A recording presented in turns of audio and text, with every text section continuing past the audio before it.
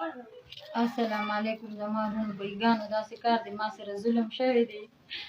زما وړه لور دې لږ مړه کړې ده، پیل یې ورسره په خوښه واده وکړو دې جینۍ سره، او د هغې نه پس دې ول زهر ورکړو، دې یې لږ مړه کړه، او ما سره ډېر زیاتې شوي دي او ډېر را سره ظلم شوی دی. او تاسو انصاف وکړئ ماله، ما سره نه شو دا کار، د دې قرآن خاطر وکړئ تاسو، او سبا د نورو بچو سره او لوریانو سره او خویندو سره دا کار کیدی شي. خو ستاسو به دا مهرباني چې زما سپورټ وکړي، او بالکل زما هېڅ اسره نشته بغیر د الله اسرې نه. او زما دکه څلور جینکې وې، یو راله دې یې لږ مړه کړه، او دکه درې راته پاتې شوې، او زه ډېره زیاته غریبه یم.